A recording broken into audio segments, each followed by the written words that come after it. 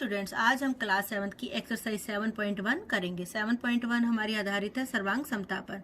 सर्वांग समता जैसे कि इसके नाम से ही क्लियर है, सर्व अंग सम, यानी सारे अंग बराबर।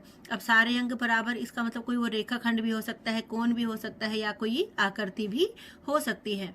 तो हमारा पहला भाग है, दो रेखाखंड सर्वांग सम होते हैं यदि उनकी लंबाई समान हो। यदि एक रेखाखंड हमारा 6 सेंटीमीटर का है, एक 6.1 का, तो वो हमारे सर्वांग सम नहीं है क्योंकि उनकी लंबाई हमारी अलग अलग है। दूसरा है हमारा, दो सर्वांगसम कोणों में से यदि एक का माप 70 डिग्री है तो दूसरे कोण का माप भी हमारा कितना होना चाहिए, 70 डिग्री, तभी वो हमारे सर्वांगसम हो गए। तीसरा है हमारा, जब हम कोण ए बराबर कोण बी लिखते हैं तो हमारा वास्तव में अर्थ है कि m कोण ए बराबर m कोण बी, यानी a और b बराबर है। इसका मतलब वो दोनों कोण हमारे आपस में क्या है, सर्वांगसम है। अगला है हमारा क्वेश्चन नंबर 2, वास्तविक जीवन से संबंधित सर्वांगसम आकारों के दो उदाहरण दीजिए। तो सर्वांगसम आकार के हमारे दैनिक जीवन में हमें बहुत उदाहरण मिल सकते हैं, जैसे कि हमारी कक्षा 7वीं की गणित की पुस्तक।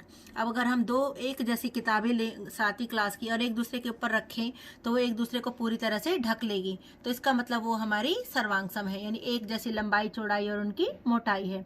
दूसरा है हमारा, एक ही पैकेट के बिस्किट।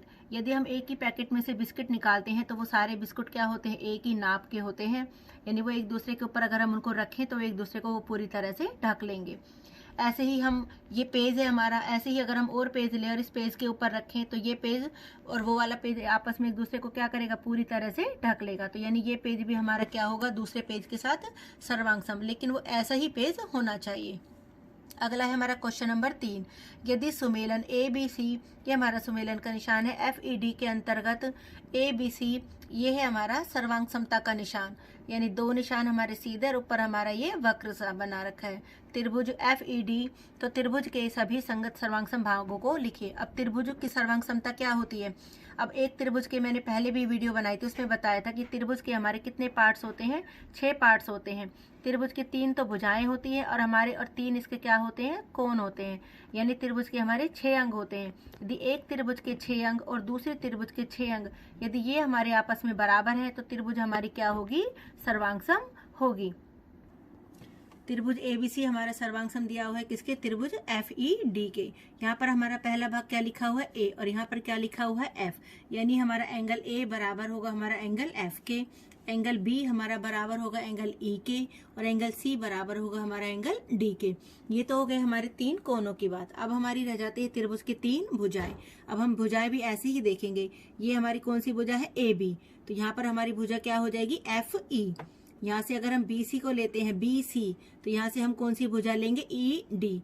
यहाँ से हम भुजा लेते हैं ए सी, तो यहाँ से हम कौन सी भुजा लेंगे, एफ डी। तो ये हो गया हमारा त्रिभुज की 3 भुजाएं। ऐसे ही हमारा अगला क्वेश्चन आता है, यदि त्रिभुज डी ई एफ सर्वांगसम है त्रिभुज बी सी ए के, तो त्रिभुज बी सी ए के उन भागों को लिखिए जो निम्न के संगत हो। अब हमसे पहला भाग पूछा गया है एंगल ई।